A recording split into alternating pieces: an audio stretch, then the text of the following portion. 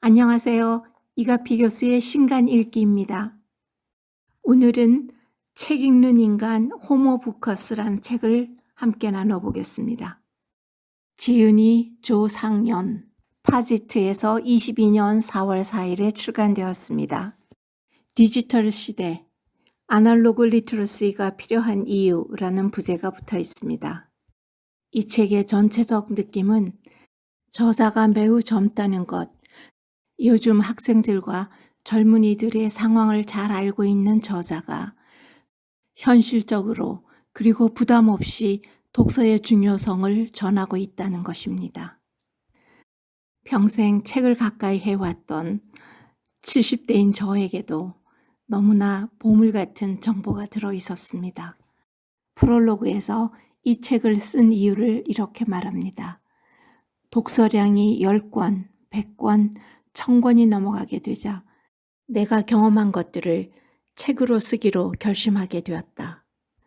독서의 중요성을 알고 있지만 어떻게 읽어야 할지 몰라 고민하는 사람들에게 독서하는 방법을 쉽게 알려주고자 하는 마음이 생긴 것이다.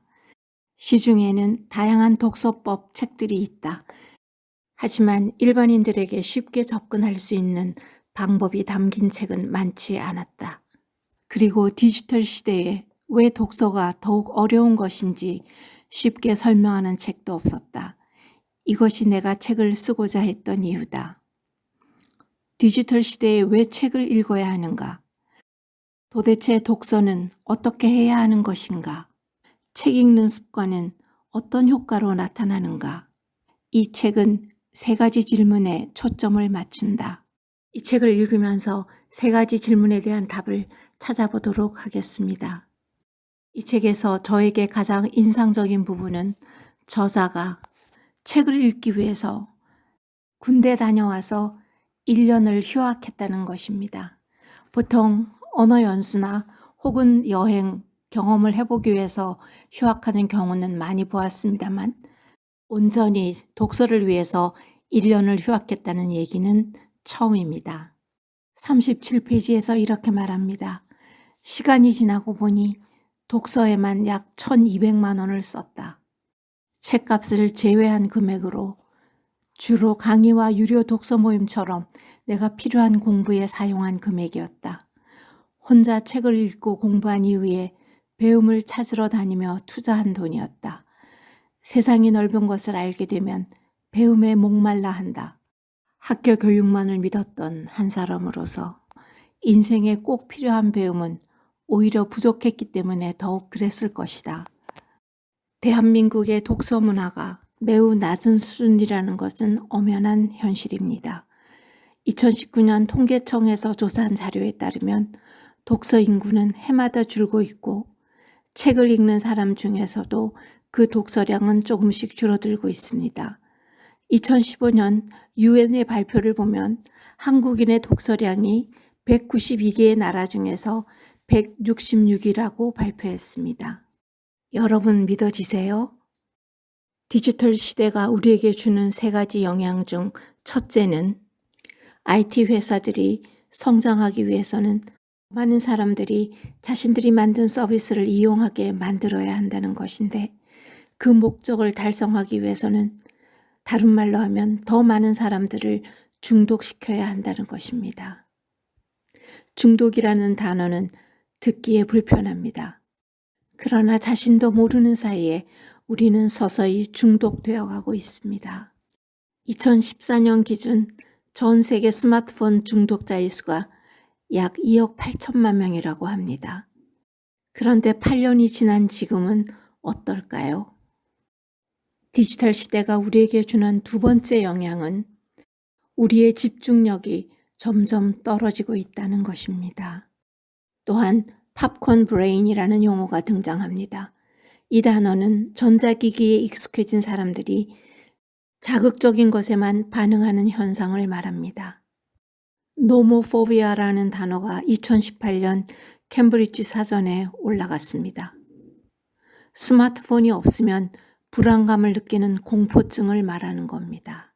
3번째 영향은 글을 읽고 이해하고 쓰는 능력을 문해력이라고 합니다. 사람들의 문해력이 심각하게 떨어지고 있다고 합니다. 문해력은 가짜 뉴스와도 연관이 있는데 어떤 글을 읽고 있는데 그것이 진짜인지 가짜인지 구분할 수 없게 된다고 합니다. 스탠포드 대학에서 3,400여 명의 고교생을 대상으로 문해력을 측정하는 조사를 진행해 보았습니다. 연구팀은 러시아의 부정선거에 대한 영상을 보여주고 그에 대한 증거를 발견할 수 있는지 물어보았더니 그 문제를 지적할 수 있는 학생은 0.1%도 되지 않았다고 합니다. 주제를 바꿔 기후변화 보고서에 대한 내용을 분석하라는 연구에서도 95% 정도가 문제점을 지적하지 못했다고 합니다. 연구팀은 학생들이 정보에 대한 신뢰도에는 크게 신경 쓰지 않았다고 설명합니다. 가짜 정보는 진짜 정보보다 빠르게 퍼지는 경향이 있지요. 사람들이 궁금해할 만한 내용이나 자극적인 내용을 잘 조합해서 만드는 것이 가짜 정보이기 때문입니다. 인터넷에서 정보를 이용하는 모든 사람들은 그 정보가 사실인지 아닌지를 구분할 수 있어야 합니다. 출처를 정확하게 확인해야 하고 신뢰할 만한 기관인지 또는 사람인지 따져보는 것이 중요합니다. 이 세 가지 영향에서 우리가 벗어나서 성장하기 위해서는 반드시 책을 읽어야 한다는 것입니다. 그럼 두 번째로 독서는 어떻게 해야 하는가? 우리 인간은 본능적으로 부정적인 생각을 더 많이 가지고 있게 되는데 독서가 어렵다는 생각은 우리 학교에서부터 시작됩니다. 나는 공부와는 잘 맞지 않아. 책만 보면 머리가 아프다. 나는 나이가 들어서 머리가 굳었어. 그러나 뇌과학책을 읽어보면 인간의 뇌는 그렇게 쉽게 굳는 것이 아닙니다. 사용하면 할수록 더 발전하고 좋아지는 것이 인간의 뇌입니다. 독서에 대한 5가지 오해를 볼까요? 첫째, 끝까지 읽어야 한다. 둘째, 책에는 난이도가 있다. 셋째, 많이 읽어야 한다. 넷째, 책을 읽으면 빠르게 변화할 수 있다. 다섯째, 책의 평점을 맹신하는 태도. 이 5가지 오해에 대해서 저자는 이렇게 말합니다. 첫째, 끝까지 읽지 않아도 된다. 재미없다면 다른 책을 읽자. 둘째, 책에는 난이도가 있다. 쉬운 책부터 읽자. 셋째, 많이 읽어야 한다는 것은 욕심이다. 조금씩만 읽자. 넷째, 책을 읽으면 자신의 모습이 빠르게 변화한다는 것도 욕심이다. 시간을 가지고 천천히 읽자. 다섯째, 평점을 맹신하기보다 자신에게 잘 맞는 책을 읽자. 또한 저자는 독서를 통해서 세상과 소통하기를 권합니다. 최근에는 코로나19로 인한 온라인 독서 모임도 많이 생기고 있는데 3가지 이점이 있다고 말합니다. 첫째는 모임에 참가하여 자신의 생각을 말하려고 할 때 내용들이 정리가 된다는 것입니다. 둘째는 독서 모임에 참여하면 자신이 갖지 못했던 새로운 관점을 볼 수 있게 됩니다. 사람마다 가지고 있는 경험이 다 다르기 때문에 그런 이야기를 듣고 자신의 경험을 나누다 보면 새롭게 아이디어가 떠오를 수도 있고 또 자신이 생각했던 가치관들을 다르게 바라볼 수도 있게 됩니다. 세 번째는 항상 같은 장소에서 혼자 독서하는 것보다 낯선 장소와 낯선 사람들을 만나서 대화를 하면 새로움을 느낄 수 있습니다. 또한 더 적극적으로 소통한다면 책을 쓴 저자와도 소통하는 방법을 찾아보시기 바랍니다. 정리해보면 독서법에서도 완벽함을 찾으려 하지 말자는 것입니다. 그리고 자신만의 독서법을 최고로 생각하고 꾸준히 해보는 것입니다. 나에게 정말 필요한 좋은 내용이 있다면 형광펜이나 혹은 책 모서리 접기로 표시를 해 놓은 다음에 그 책을 다 읽은 다음 다시 한 번 더 보고 그리고 노트 정리를 하면 가장 좋겠습니다. 일찍이 정약용 선생께서도 이렇게 말한 바가 있습니다. 독서에는 3가지가 있다. 입으로 읽고, 눈으로 읽고, 손으로 읽는 독서다. 그중 가장 중요한 것이 손으로 읽는 독서다.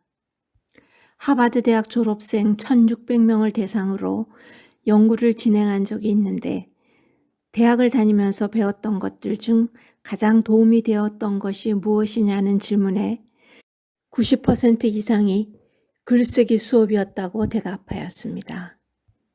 우리가 책을 한 권 읽고 나서 단 몇 줄이라도 노트에 적어 놓는 것은 자신이 성장하는 것을 눈으로 볼 수 있는 것과 마찬가지입니다. 게임하듯이 책을 읽어보라는 그 권고가 참 재미있었는데요. 게임의 5가지 특징. 첫째, 쉽다.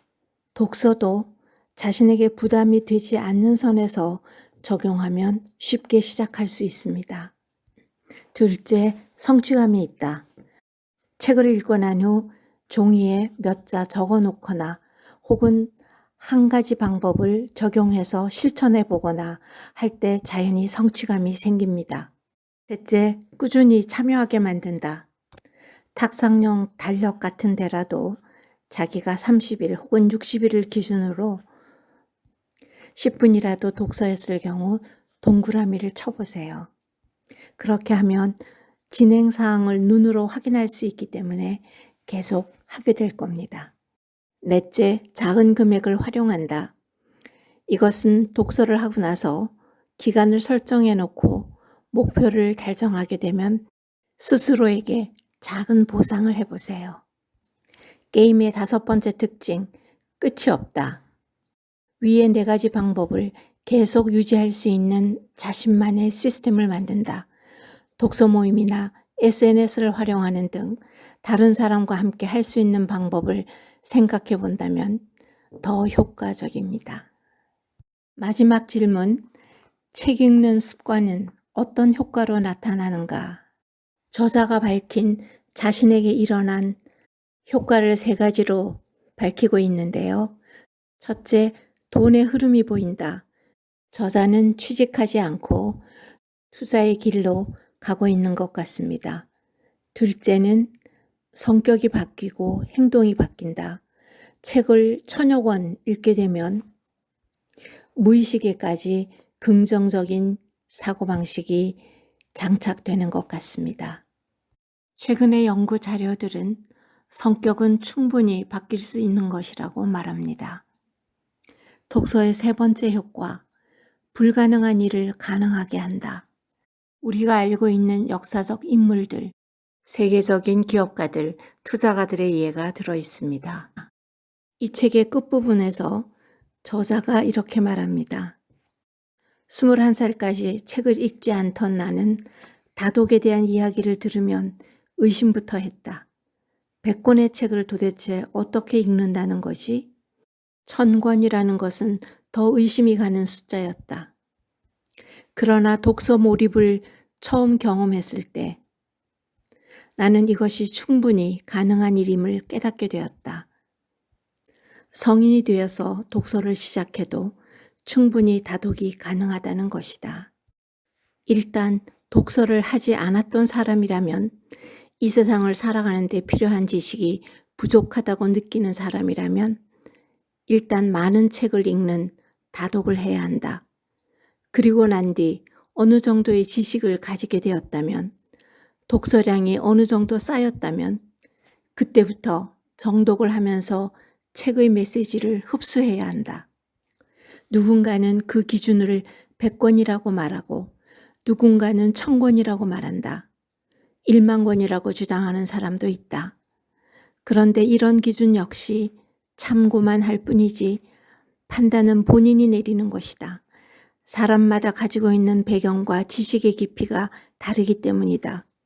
그리고 개개인이 가지고 있는 집중력도 다르고 책의 내용을 받아들일 수 있는 마음가짐도 다르기 때문에 그 기준은 스스로 정해야 한다. 우리 모두가 성장 마인드셋을 가지고 독서를 통해서 변화하고 발전해 봅시다. 저도 일주일에 2권씩 올리면 1년엔 약 100권의 책이 되고 그것이 1000권이 될 때까지 계속할 수 있기를 소망합니다. 감사합니다.